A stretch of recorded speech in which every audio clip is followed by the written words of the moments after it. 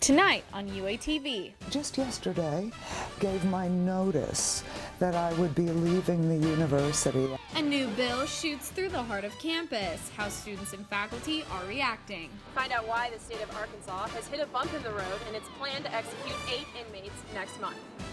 Lights, camera, action. Why one debut has businesses closing their doors. UATV starts right now.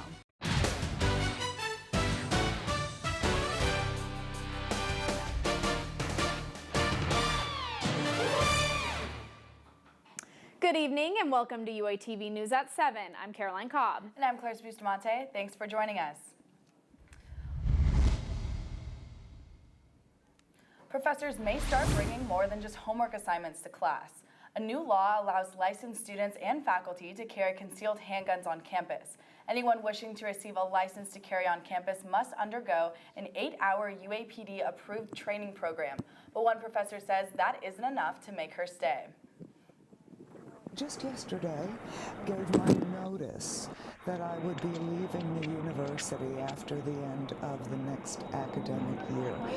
I cannot truthfully say that that is because of the gun law, but it is true that the gun law affected the timing of that announcement. But instructor Kim Martin isn't the only one concerned about the new law. The Northwest Arkansas Community College in Bentonville held forums yesterday and today to address questions and concerns from students, faculty, and the community. The college's Board of Trustees will use the information and reactions to decide whether to allow professors to carry concealed handguns. These forums will continue next Monday evening and April 12th at noon.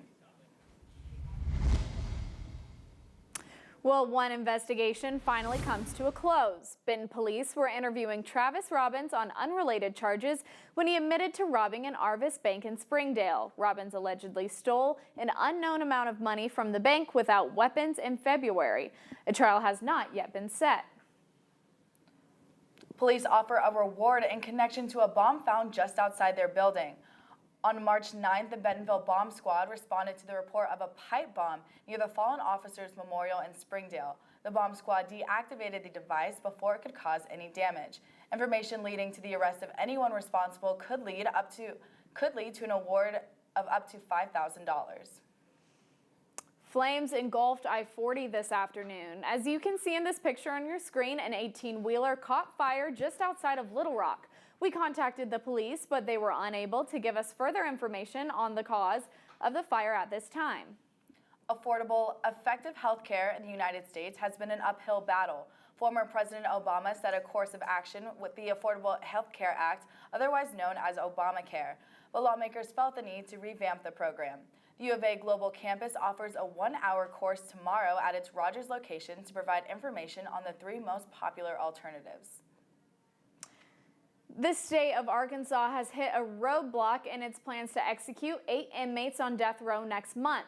UATV reporter Samantha Marks is live with an update on the issue. Samantha, what can you tell us? That's right, Caroline. We have been covering this for the past few weeks, but 8 inmates will be executed in Little Rock next month for capital murder. And the state is now faced with a bit of an issue. Not enough volunteers to watch the deaths. For the first time in 12 years, the state of Arkansas will carry out the death penalty. These 8 men will be executed over the span of 10 days in the month of April. The rush? To avoid the looming expiration date of the lethal injection drug. But now, the state of Arkansas is having trouble finding enough volunteers from the public to watch the executions. I would definitely not attend. No, I don't think I'd be there. I wouldn't go. I don't think I'd be able to go. I couldn't do it. No, I wouldn't go. Arkansas State Code states that at least 6, but not more than 12, quote, respectable citizens must be in attendance to view the executions in order to confirm they were completed in a lawful manner. These volunteers must be 21 years or older, an Arkansas resident, cannot be related to the family of victim or inmate, and cannot have any felony convictions. Solomon Graves, the Arkansas Department of Corrections spokesperson, says, "We continue to be confident in our ability to carry out these sentences on the dates set by the governor. The state of Arkansas says it is unable to reveal how many witnesses have volunteered so far. If the state fails to find the required number of volunteers, they more than likely will be forced to reschedule the executions. Reporting live here in Fayetteville for UATV, I'm Samantha Marks. Thanks, Samantha. If anyone is interested in attending as a volunteer, contact the Arkansas Department of Corrections. Well, today was beautiful and sunny, but that could change by tomorrow. Let's send it over to UATV's Delaney Majors to see what we can expect for the rest of the week. That's right, guys. We had a beautiful day, but that's not going to last long. Tomorrow we've got 90% chance of thunderstorms and 80% on Friday. Granted, there is a chance of rain, but your high should still stay in 68, the 50s. But as the week goes on Friday, we'll have another high of 65. Sunny again. We've got baseball games coming up this weekend, so it will be nice out there.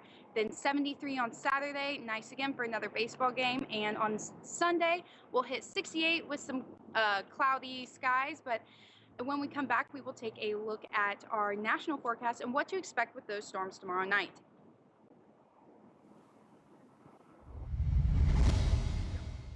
Okay, the long-awaited Taco Bell Cantina is opening on Dixon tomorrow.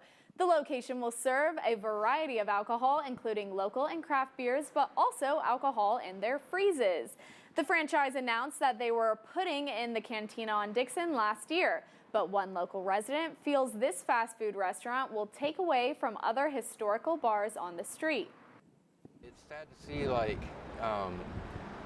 the local stuff disappearing, like Kraken just left, and then, you get something really cheap like this coming in.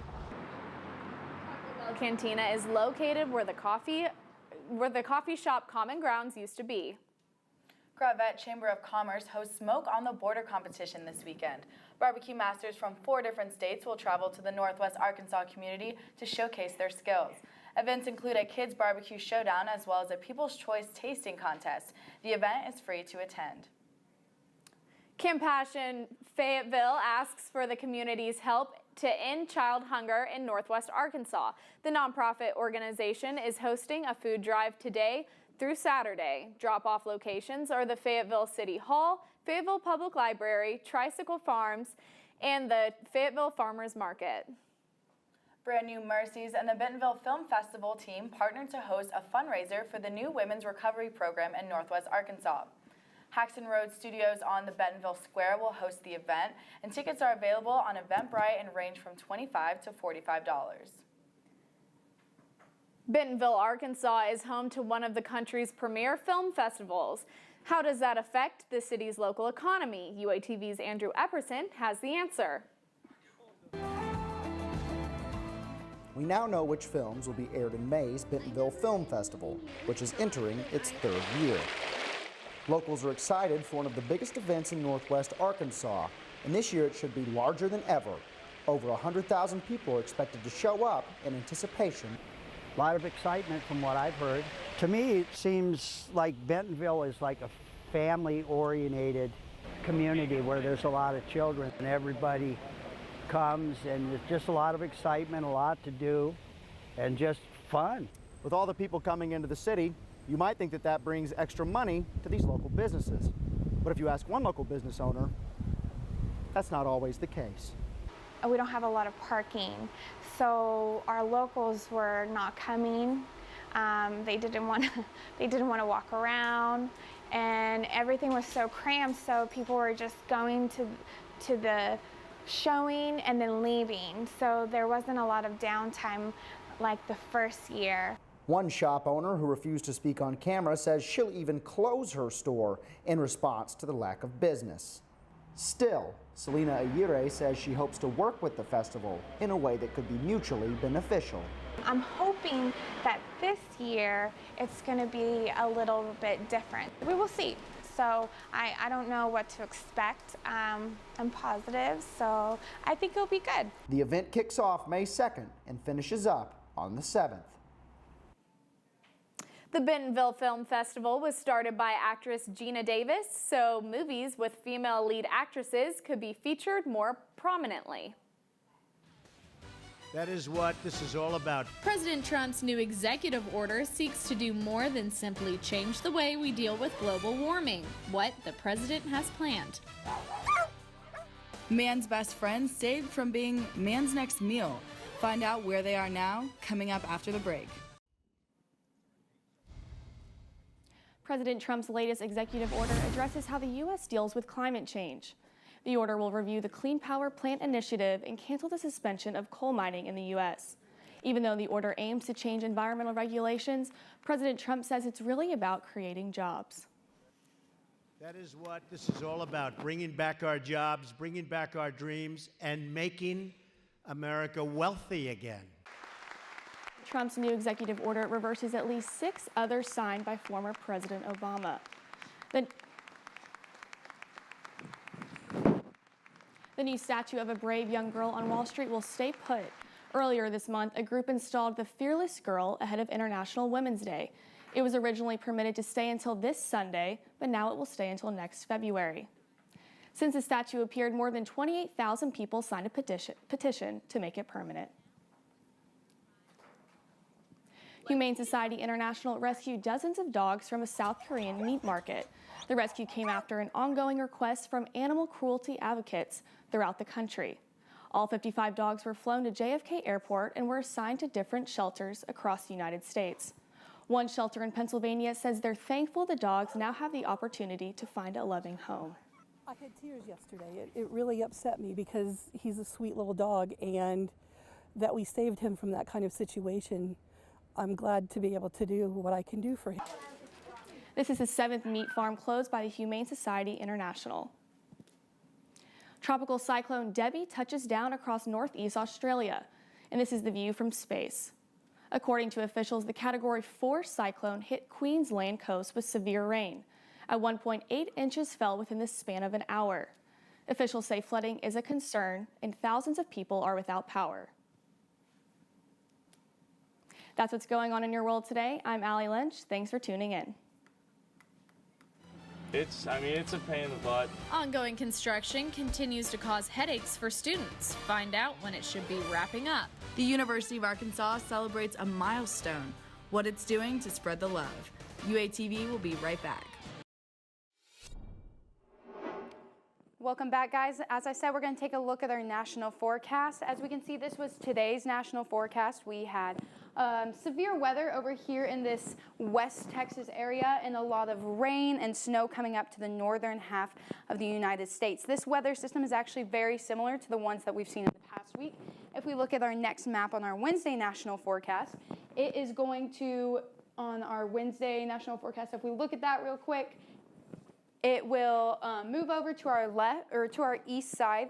Again, we've got this weather system right here, this severe weather coming in our East Texas, Arkansas, Louisiana area, and up into the north into the Midwest.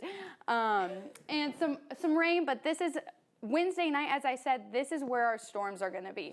This is where we have some chance of severe weather, some hail, maybe tornadoes, but mainly severe weather, 90% chance on Wednesday night.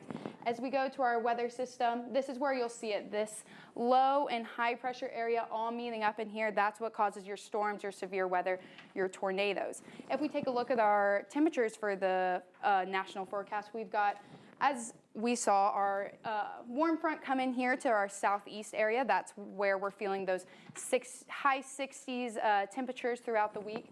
But over here in our west, we're still experiencing a lot of cold temperatures, but down here in Arkansas where we are, expect again some warm temperatures as the spring starts to heat up. When we come back, we'll take a look at tonight's forecast and back to you guys at the desk.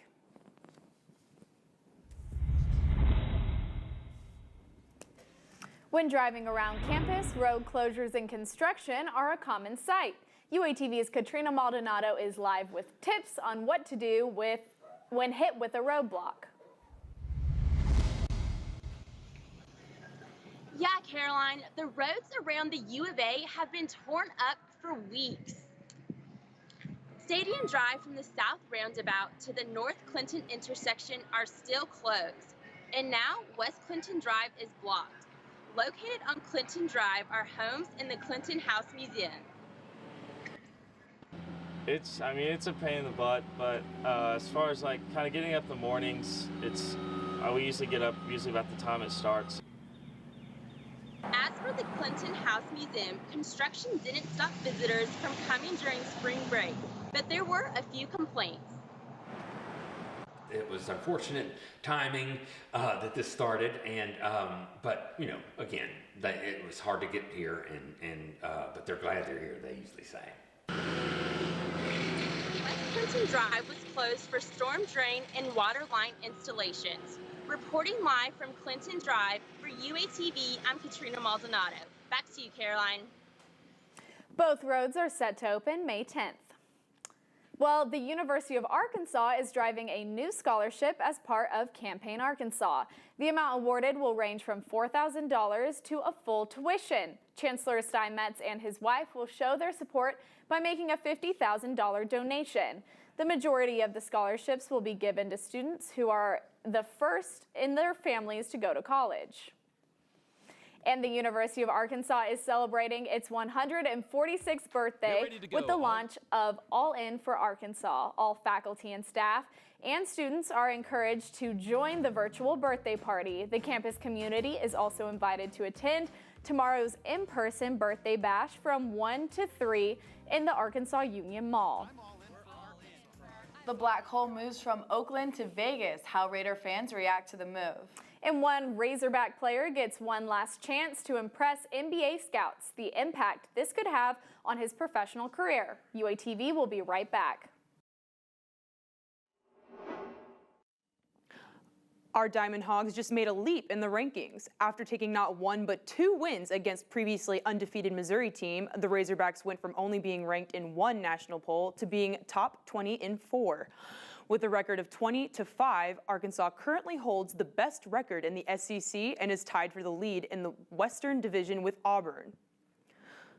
Although weather canceled tomorrow's midweek game against Grambling State, be on the lookout for when our Hogs take on the Alabama Crimson Tide this Friday. This will be a game you don't want to miss. Out of 20 basketball players selected to participate in the 2017 Reese's College All-Star Game, 1 comes from our very own team. Arkansas senior Moses Kingsley can be seen on Phoenix Stadium's court this Friday at the Final Four. Kingsley finished his collegiate career with 1,200 points, landing him a spot on the top 25 Arkansas's all-time scoring list. Kingsley blazed the trail, leading Arkansas to the 7th most wins in program history during the 2016-2017 season. While most would see the big move from Oakland, California to Las Vegas as a great thing, the die-hard Raiders fans aren't happy about it. Self-proclaimed Oakland Raiders superfans described today as being like a funeral, a loss, and most of all, a stab in the back. You're cutting out the heart and soul of your fan base. And Mark, he stabbed us in the heart because he wants to take it to an entertainment. He compared me as a football fan to a pole dancer. Can you hold our camera? That's entertainment. That's not football. What we do at the Coliseum can't be duplicated, can't be mimicked. Can't grab it and stick it on a stage, a propped up stage out there in Vegas. Yikes. In a male-dominated field, we might see female representation. Adam Silver, a commissioner of the National Basketball Association, says he'd like to see a female head coach in the NBA.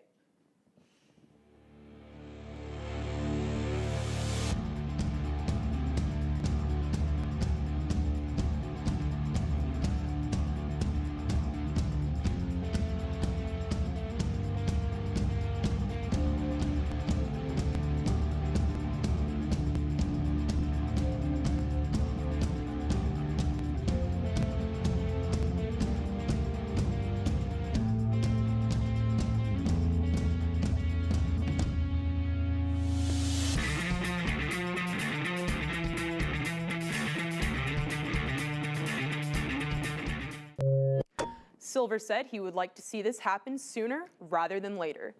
Well, that's what's happening in the sports world. I'm Ramsey Minto. Thanks for tuning in. When we return, we'll have one last look at your weather. Welcome back, guys. We're taking one last look at weather. We've got, as I said, tonight we should feel a high of 63 and a low of 58. That rain that is coming in tomorrow, you do have a 45% chance of that tonight. So stay inside and prepare for tomorrow, and take your rain jackets as you're walking across campus, and have a great day tomorrow. I'll just read it.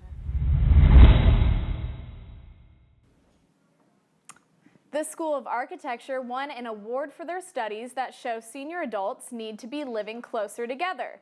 Director Steve Luini says, quote, about 10,000 people a day will turn 65 over the next 20 years, and neither the existing housing stock nor healthcare system are prepared to serve their social and medical needs. The Community Design Center has won 6 awards in the category. The How to Adult series hosted their last event tonight. The lesson covered coping skills for how to deal with loss, anxiety, and other mental health issues. The series taught students concepts they wouldn't get in a classroom. How to Adult plans to continue during the fall semester. A Cincinnati nightclub closes its doors for Good Friday. A 27-year-old was killed and 16 were injured last weekend in a shooting at Cameo nightclub. The owner surrendered the club's liquor license at the request of the city. He also says he received a notice to vacate the premises. Disaster. A plane flew dangerously close to boaters. The video was caught on camera by tourists close to the water where the incident occurred. One boating captain who saw what happened says it jeopardized the lives of everyone on the water. Police continue to look for the pilot. Well, a Texas police officer had a run-in with an unusual suspect. Check this out. The officer heard about a cow on the loose and decided to respond to the call. Dash cam footage shows the officer chasing the animal and eventually cornering it. But it had other plans. The cow charged the fence and ran down the gate, making its escape again. That is insane. I would be so scared if a cow was chasing me. Good for the cow. He's just doing whatever he wants. Well, that's it for this edition of UATV. I'm Claire Bustamante. And I'm Caroline Cobb. Have a great night.